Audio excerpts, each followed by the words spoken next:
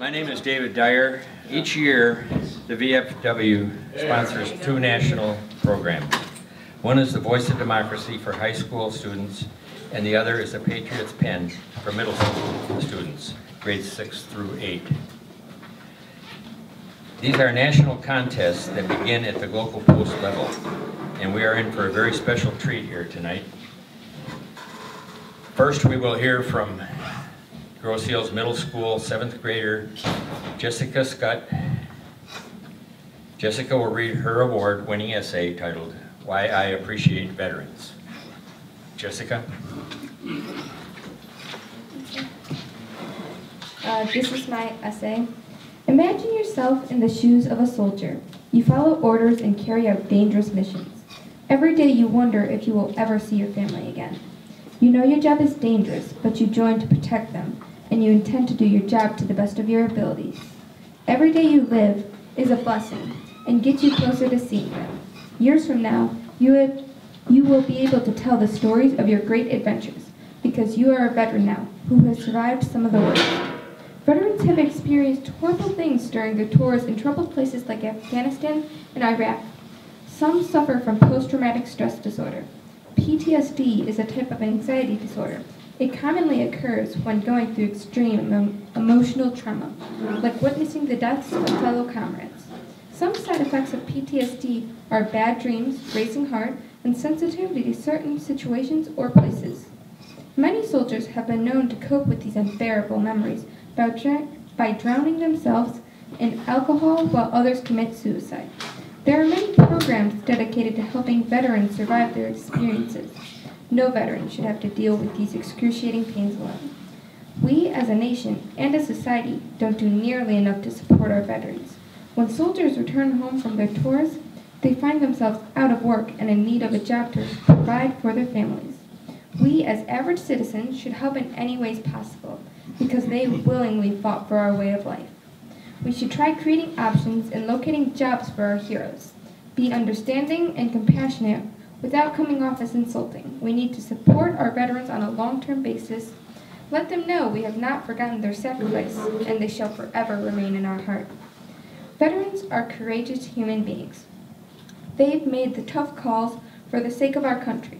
They have sacrificed so much to maintain the security of our freedoms. Millions of servicemen and women gave up their lives and their personal freedoms to protect the rights and liberties of their loved ones. Whenever I see military personnel at places like airports, I feel pride that even if they're not fighting wars directly, they are still taking part in the ongoing battle.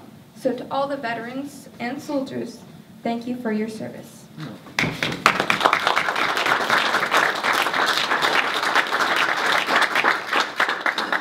I might add that Jessica just turned 13 years old 1 week ago today.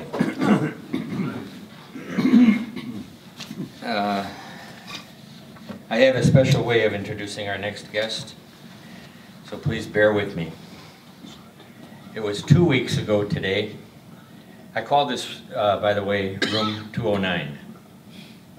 It was 2 weeks ago today I found myself sitting in a chair in room 209 of Grosse Ile High School. Sitting next to me was a very pretty girl who appeared to be a senior, but I later found out she was a 15-year-old sophomore. Sitting at the teacher's desk was Mr. Raymond Walter Walker. There was no one else in the room. I stared at the walls. It was a beautiful sight. There didn't appear to be an inch of space that wasn't etched with some piece of history. I thought to myself, what am I doing here? I well remembered the last time I was sitting in a high school classroom. It was on the 16th day of October in the year of 1955. I had just turned 17, and even though it was my senior year, I walked out, never to return. I will not elaborate on that reasoning here. The question remains, what am I doing here? Before continuing, I'm going back 15 months to a happening that may draw some similarities. I had just met Doug Yardley a couple of days prior to his becoming ill and being admitted to the hospital and subsequently being confined to a rehabilitation center 50 miles from his home for more than 2 months. Doug was many years into multiple sclerosis and developed pneumonia, hence his rehabilitation. I quickly learned that Doug Yarley was a former principal at this same high school. I thought he must have hundreds of friends on this island, but how would anyone know he was even ill, let alone be in a nursing home many miles from home? I took it upon myself to write a couple of letters to the Il Camera, and the word quickly spread. Back at his home today, he continues to reread the hundreds of get well cards that were his main source of entertainment during his confinement. Many of them were from people he hadn't even seen or heard from in over 30 years. But once again, that question, what am I doing in room 209? I was so honored to be asked to judge the VFW's annual Voice of Democracy program, to enter the students write and record a 3 to 5 minute essay on this year's theme, Why Veterans Are Important to Our Nation's History and Future. The first place winner at our post level is a 15-year-old sophomore named Haley Eblin. Mr. Raymond Walker was the teacher in charge of the VOD program at the high school. I called Mr. Walker on Wednesday to notify Haley of her placement and for him to notify her. As of the next morning, I hadn't heard back from Mr. Walker. Since I was pressed for time, I went to the high school and spoke with the principal, Mr. James Stewart. Mr. Stewart told me words to this effect. Raymond Walker is in Lansing, and at this very moment, he is receiving an award for being named Social Studies Teacher of the Year for the entire state of Michigan. He told me he would return on Monday. I went home thinking to myself, what an honor, considering how many schools there are in the state. I told my wife Janet, and she remembered him well. Our son, David Scott, had Mr. Walker 12 years ago as a sophomore. One thing she remembered was Mr. Walker bringing a birthday cake to him on his birthday. I made an appointment for Monday afternoon. That is when I entered room 209 and met Mr. Walker and Haley Eblin for the first time. I felt a sense of awe as I sat in front of the Social Studies Teacher of the Year for the entire state of Michigan, and right next to the author of the essay that brings tears to my eyes every time I read it. So again, I asked the Il Camera to spread the word. There has to be several hundreds of people who knew or know Mr. Walker. Drop a line of congratulations. Send it to the high school and mark it 209. I'm sure he'll get it. I want to pause here for a moment and read something that I intended to read at the beginning before I have Haley come up.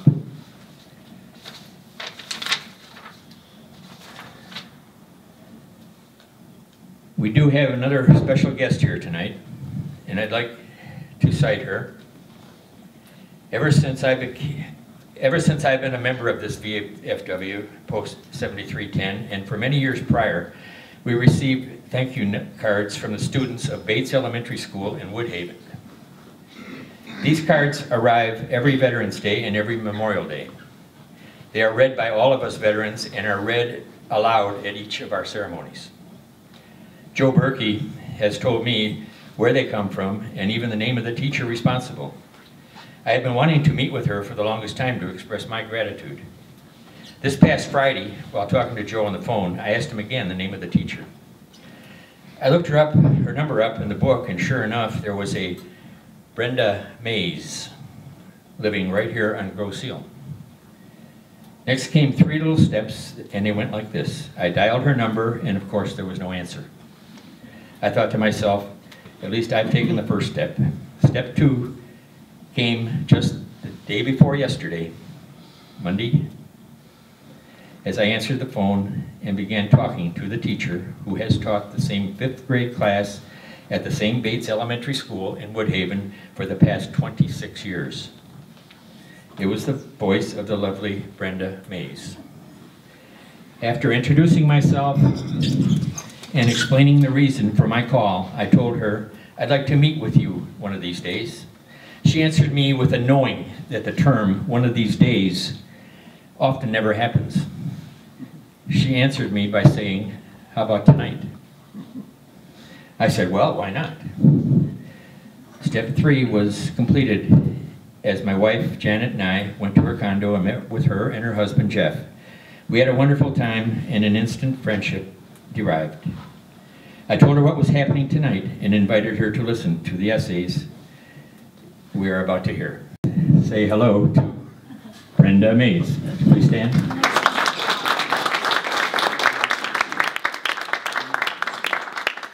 These are some of the cards that Brenda's 5th grade students bring in. There's several of them here. Why don't you go up there and stand? Yeah. You want to come up here for a minute, Brenda? I have to tell you, gentlemen, I think these students could do a little bit better. This year, they were more all about the flash. They wanted to make them, you know. Well, that was nice.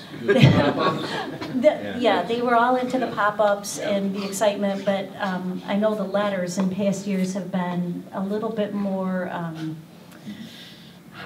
not heartfelt, but a little bit longer. More touching. And yes, and this year they were more about, well, I want to put fireworks on them, and I want to do this. So I think next year we're returning to our less pop-up format and a little bit more to the message format. But the thing I wanted to say, because after I met David, I said the most important thing that we get across to our kids is never forget. And the $100 he gave our classroom last year has been so welcome. And after meeting David Monday night, on Tuesday we went back and I put up a sign in the Patriotic Reading Nook that you donated to our classroom that says the words, "Never forget."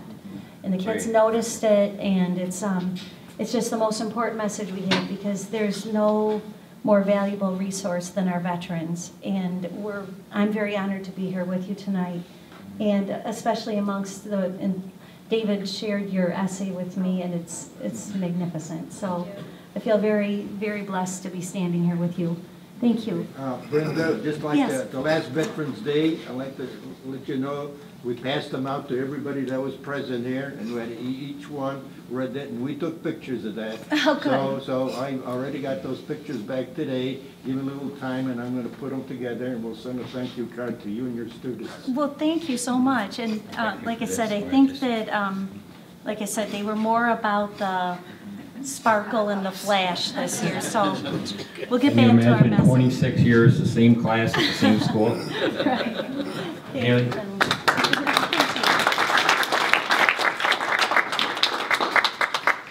And now this is Haley Eblin from a sophomore at the high school. Her name, David? Haley Eblin. Haley Eblin. E-B-L-I-N. Okay. Why veterans are important to our nation's history and future. This summer, I had the opportunity to travel to Romania on a mission trip. It was there that I met a remarkable man by the name of Bogdan. He fought in the gory Timisoara uprising of 1989. Thousands were killed in this fight against the government's vehement suppression of undeniable rights. They fought for the very things we take for granted every day. Tears welled in this man's eyes as well as my own, as he talked about losing his wife in this harsh battle for freedom. My heart ached in agony as I was forced to bid him farewell. We knew all too well that our paths would never cross again. What I didn't realize is that while I will never see Bogdan again, I've met several more just like him. They are in the city of Detroit, my local VFW, and all across this country. They are the valiant men and women who sacrifice everything for our great nation.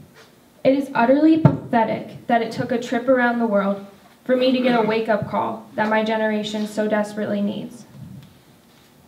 Throughout history, I've seen veterans taunted and belittled for their brave service. I've seen them lay homeless in the streets, desolation reeking from their eyes. We have a national holiday, Veterans Day, that many don't even acknowledge. Millions were killed during World War II, and over 58,000 more in the Vietnam War. These numbers cannot be ignored, and neither should our veterans. Veterans aren't just important to our nation's history and future, they are our nation's history and future. Undoubtedly, without them, our nation wouldn't stand nearly as strong as it does today. It is doubtful that you or I would even be here. Our country began with veterans like George Washington, and it will end with veterans. Veterans are our past and present. They are the very building blocks of this nation and are everything we stand for: freedom, hope, and bravery. Living or dead, foreign and domestic, veterans make up our world's history and future. While I've only had the privilege of meeting a select few of these heroes, I can easily say that they are the backbone of this nation, and that I refuse to let their importance be ignored any longer. They are freedom, they are hope, they are bravery. They are America.